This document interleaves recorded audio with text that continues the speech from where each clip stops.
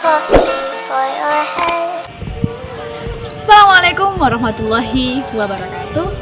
Hai sahabat literasi, bertemu lagi bersama dengan Bu Tiwi, masih dengan mata pelajaran Bahasa Indonesia. Hari ini kita akan melanjutkan bab 8 mengenai drama-drama kehidupan. Setelah minggu lalu kita sudah belajar tentang bagaimana menciptakan, memahami unsur-unsur dan struktur dari teks persuasif. Hari ini kita akan belajar tentang memberikan atau menulis drama atau memahami unsur dan struktur dari drama-drama kehidupan. Nah, kira-kira drama apa yang pernah kamu tonton selama ini? Filmkah, sinetron, atau yang lain? Jangan lupa untuk selalu menerapkan protokol kesehatan, yaitu 5M. Memakai masker, mencuci tangan, menjaga jarak, menjauhi kerumunan, dan membatasi mobilisasi maupun interaksi. Yuk, mari kita ikuti video pembelajaran berikut ini. Assalamualaikum warahmatullahi wabarakatuh. Selamat pagi anak-anakku. Hari ini kita akan bersenang-senang untuk membahas tema baru mengenai bab 8 drama-drama kehidupan. Bagaimana kabarnya hari ini? Putih berharap kalian tetap sehat, semangat meski di tengah pandemi COVID-19. Hari ini kita akan bersenang-senang mengenai drama, hidup yang berdrama. Nah, dalam kehidupan sehari-hari kalian pasti akan memahami banyak drama. Entah itu drama dengan teman-teman, drama bersama dengan keluarga, atau dengan kerabat yang lain. Nah, setelah minggu lalu kita sudah menyelesaikan materi sebelumnya, yaitu tentang teks persuasif. Hari ini kelas 8 memasuki bab 8, yaitu tentang drama-drama kehidupan. Nah, menurut kalian, bagaimanakah ya drama itu? Mungkin kalian sering lihat sinetron, film, kemudian film-film yang bergenre action, atau animasi, atau bahkan romantis. Nah, Putri akan memberikan ilustrasi seorang anak perempuan sedang duduk memalingkan wajah ia dalam lamunan dan khayalannya. Peristiwa itu sering kita saksikan dalam kehidupan sehari-hari. Nah, namun dalam pementasan drama, peristiwa tersebut adalah disengaja. Maka dari itu perbedaannya adalah ketika kita sengaja melakukan aku akan menyeting menjadi seseorang yang seperti ini, seperti itu. Maka itu yang disebut sebagai drama. Direncanakan, diupayakan untuk menjadi sosok yang seperti antagonis atau protagonis. Berarti disetting. Nah, itu yang dimaksud dengan drama. Budi menampilkan beberapa contoh drama yang berjudul Cindelaras, Timun Mas, atau Bawang Merah, Bawang Putih. Nah, mungkin kalian sudah sering mengetahui tentang drama-drama tersebut. Sekarang Putih bertanya, drama apakah yang pernah kamu tonton? Apa yang membuatmu tertarik dengan drama? Alurnya kah? Kemudian atau lagi tokoh yang ditampilkankah? Kemudian apalagi ya yang buat kalian untuk menarik, merasa tertarik, oh ya Allah aku suka film ini gitu. Hari ini kita akan mengulas dan mendalami tentang berdrama. Mendalami unsur-unsur drama, kita akan belajar tentang karakteristik atau ciri dari drama, unsur-unsur drama, dan struktur drama. Setelah mempelajari materi ini, siswa diharapkan untuk mampu mengenal dan mendalami unsur-unsur drama yang disajikan dalam bentuk pentas atau naskah. Nah, berhubung hari ini kita akan belajar tentang menciptakan atau menulis drama pada pertemuan berikutnya, tapi hari ini Bu Tiwi akan fokus ke dalam teori-teori tentang unsur, kemudian ciri-ciri atau struktur yang membentuk naskah drama. Untuk pementasan drama mungkin akan kalian dapatkan pada waktu kalian sudah memasuki sekolah SMA ya, menengah ke atas, kalian akan belajar lebih dalam mengenai pementasan atau pertunjukan drama. Nah, kali ini kita akan membahas dan mengupas lebih lanjut tentang karakteristik utama dalam drama.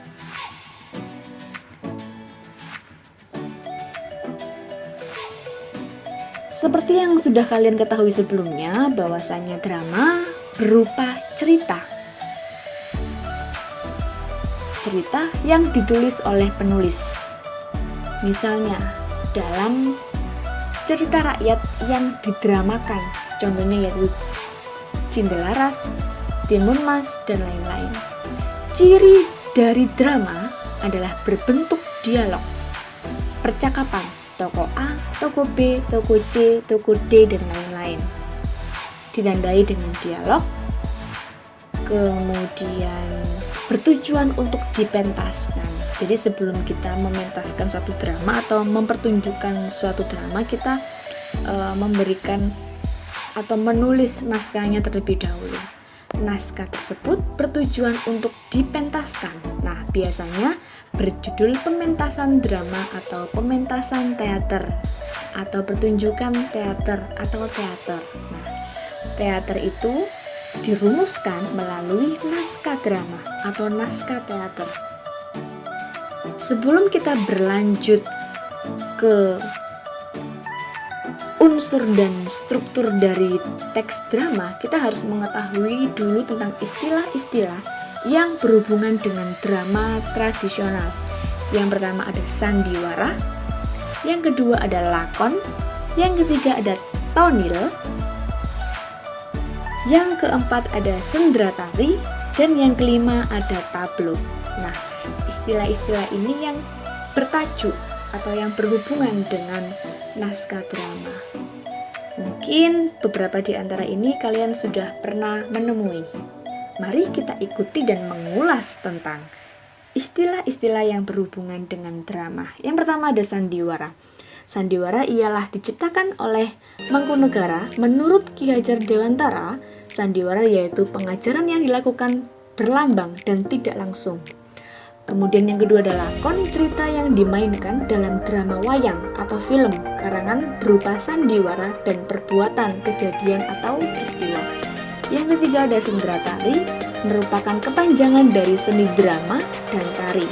Sendratari berarti pertunjukan tarian-tarian yang dilakukan oleh sekelompok orang penari dan mengisahkan cerita tanpa menggunakan percakapan. Yang keempat ada tonil. Istilah tonil berasal dari bahasa Belanda yang artinya pertunjukan. Istilah ini populer pada masa penjajahan Belanda. Yang kelima, kita mengulas tentang tablo, merupakan beberapa drama yang menampilkan kisah dengan sikap dan posisi pemain dibantu oleh pencerita. Pemain-pemain tablo tidak berdialog. Mohon maaf tadi Bu Tiwi menampilkan yang lain. Oke, kita lanjut ke unsur-unsur dalam drama.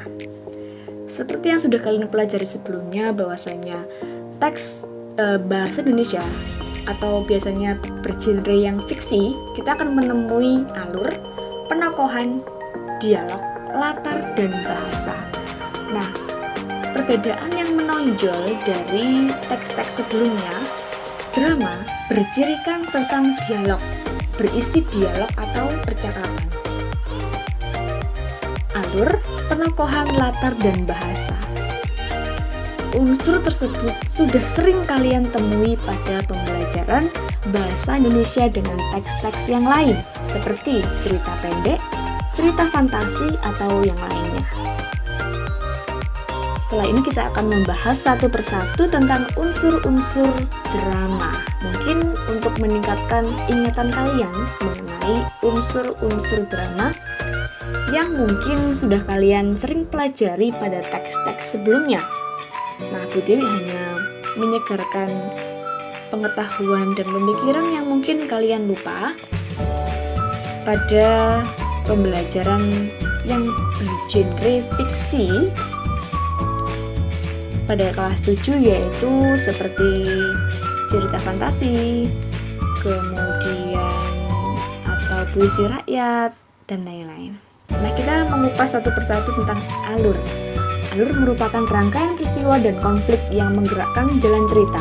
Alur drama mencakup pengenalan cerita, konflik awal, perkembangan konflik semakin meningkat, dan penyelesaian atau resolusi kemudian diikuti dengan koda. 2. Penokohan ialah cara pengarang dalam menggambarkan karakter tokoh berdasarkan perannya. Tokoh terbagi atas tokoh utama dan tokoh pembantu. Tokoh utama adalah tokoh yang menjadi sentral atau pusat. Kemudian yang kedua ada tokoh pembantu, tokoh yang dilibatkan untuk mendukung jalan cerita. Ciri-ciri tokoh pembantu yaitu paling sering muncul, menjadi sentral, kejadian yang melibatkan tokoh lain, dan dialog yang dilibatkan tokoh berkaitan dengan peran tokoh utama.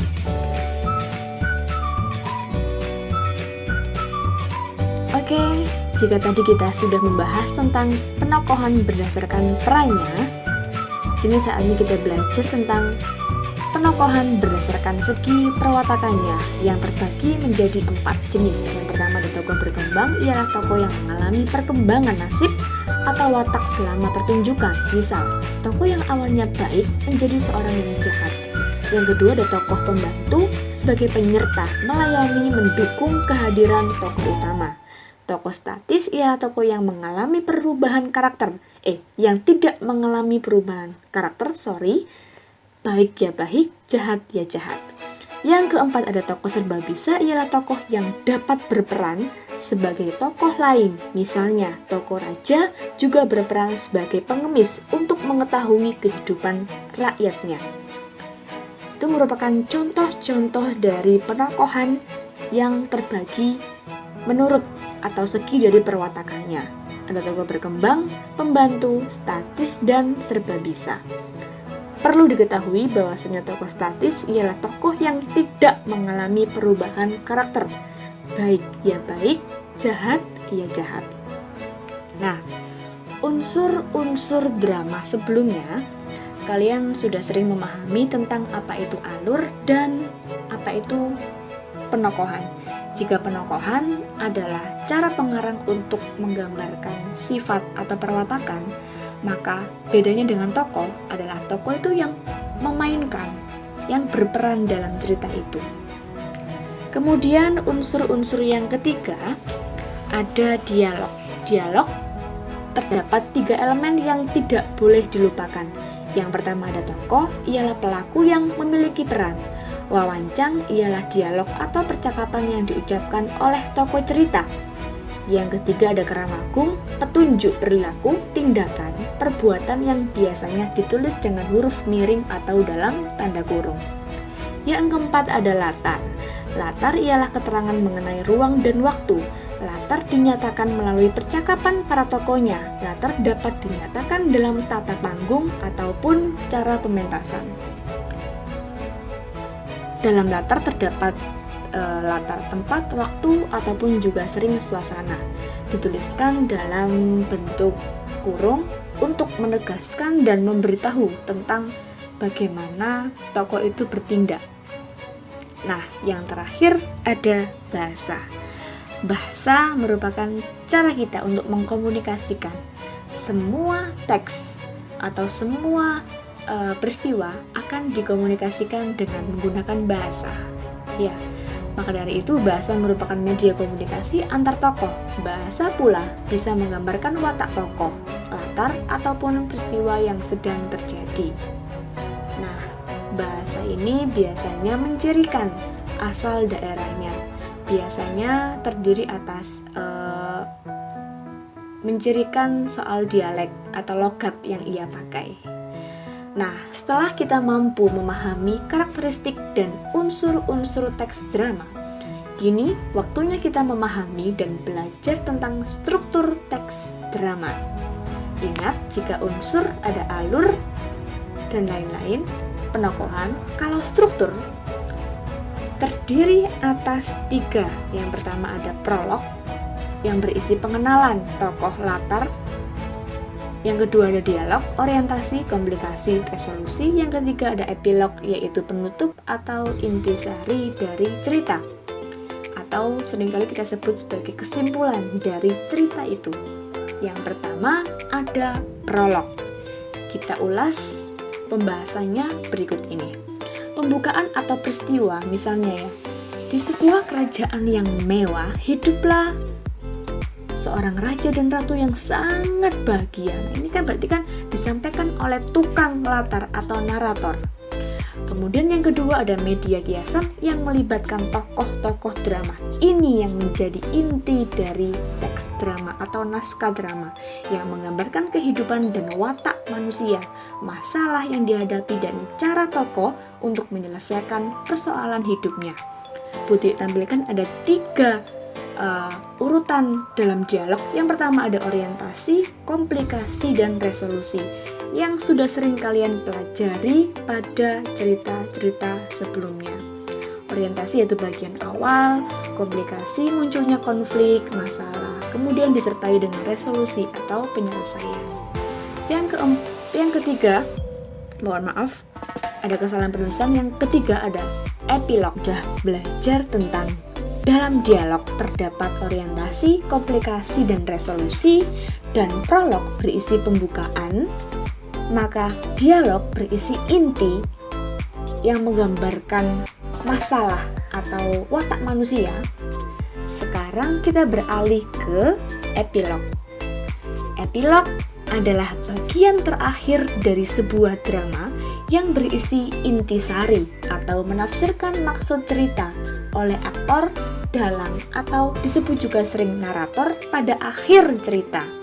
Ingat, jika prolog adalah pembukaan, dialog adalah media kiasan yang melibatkan tokoh masalah yang berisi orientasi, komplikasi, dan resolusi, maka epilog adalah bagian akhir.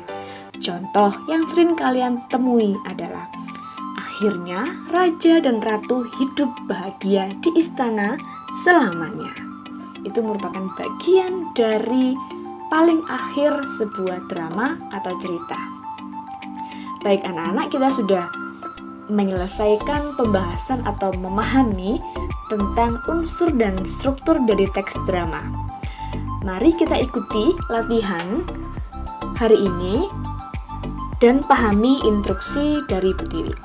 Kerjakan latihan pada tautan yang Bu Tiwi share. Pada word scramble puzzle terdapat 12 soal latihan yang mudah. Caranya yaitu klik Hind untuk melihat soal yang tersedia, biasanya terdapat di pojok kiri. Kemudian susun jawaban pada kotak yang awalnya teracak. Contohnya, jawaban yang tersedia adalah OLKAN. Maka jawab dengan menyusun kata tersebut dengan benar menjadi lakon sesuai soal yang ada pada pojok kiri atau dalam menu Hind. Yang keempat, kerjakan sampai soal terakhir, ada 12 soal, dan cek nilainya atau skor. Tulis nama, contoh Ananta Dewa 8A. Jadi silakan di screenshot, kirim bukti pengerjaan pada Google Classroom, dan terdapat 2 file bukti yang akan dikirim. Contoh pada gambar di samping. Yang pertama, ketika kalian sudah menyelesaikan 12 soal ya, maka muncul congratulations, skormu adalah sekian. Tulis nama Ananta Dewa 8A. Tulis namamu sendiri.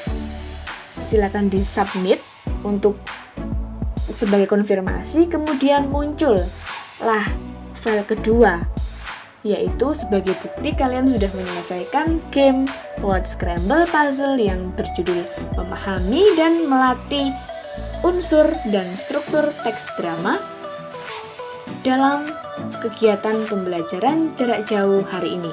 Ingat, ada 2 file yang akan kalian kumpulkan di Google Classroom. Yang pertama adalah berisi skor dan nama, kemudian yang kedua adalah bukti.